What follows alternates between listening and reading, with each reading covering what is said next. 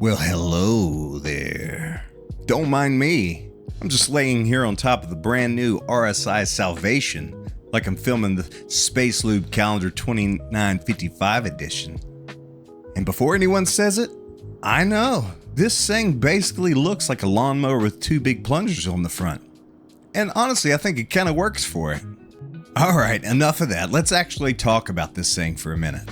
Again, this thing is the RSI Salvation. It's a light salvaging vehicle built for small derelicts and compact reclamation jobs. And for such a tiny ship, RSI has actually gave it some really nice quality of life features.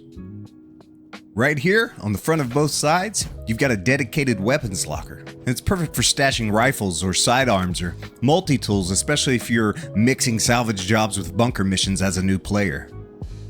And then you've got multiple of these maintenance compartments for the ship components. Easy access, no crawling around under panels like you're trying to fix your uncle's lawnmower. And right here, this flip down step, it allows you to climb up on top of the ship for repairs or inspections or whatever pose I was doing earlier.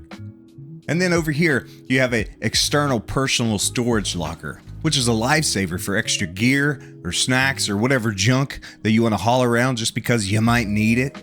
In other words, the Salvation might be small, but it's got more pockets than a pair of cargo shorts. Now, it comes with 6 SCU of cargo space, but you can stretch that out to around 12 SCU if you utilize the internal hoppers. It also has an internal processor that takes whatever salvage you collect and converts it directly into the SCU crates, all controlled from the cockpit, meaning you never have to get out of your seat during operations. And for new salvagers or solo players like me who've barely touched salvaging in general, this little ship is honestly a really fun way to start to learn the loop. Alright, let's hop in and take this thing out for a spin.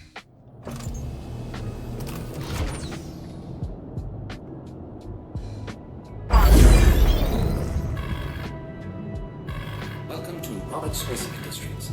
Enjoy the ride. System check.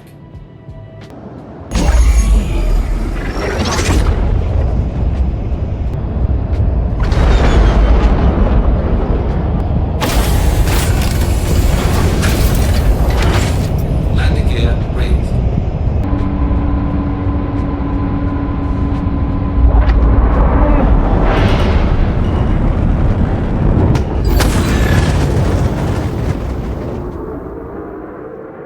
Thank you, and please visit again.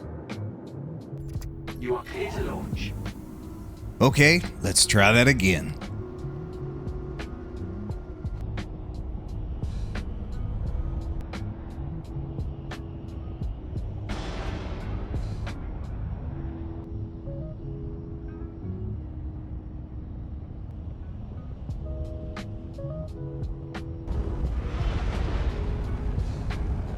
Alright, mission number 1.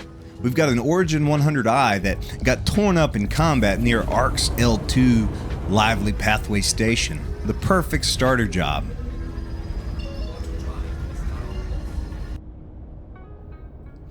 I got all lined up, fired the scraping beams, cleaned the hull.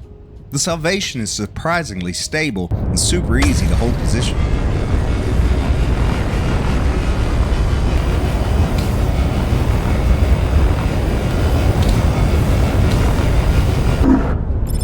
Once the hull was done, I switched to fracturing and broke down the remaining structure to clean up the debris. For its size, this thing handles better than I expected. Off to mission 2, a much bigger job. This time, it's an Aegis Retaliator. It had been decommissioned and left floating near ARC L1's Wide Forest Station.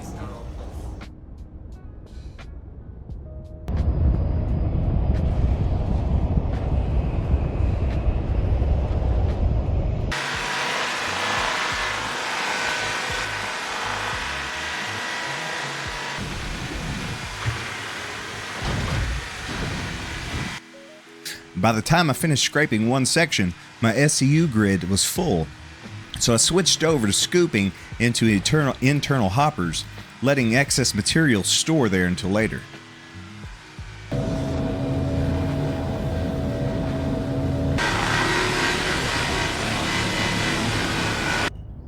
Now, before heading back, I grabbed one more quick mission, fractured it, scraped what I could, and filled the tanks with as much as possible. Between the SCU grid and the hoppers, I was loaded up nicely.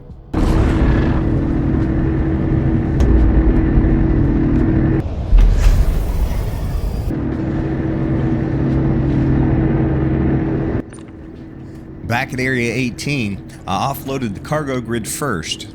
Then I processed the remaining material into crates and sent them all down the cargo elevator. Invest in making our corp your new.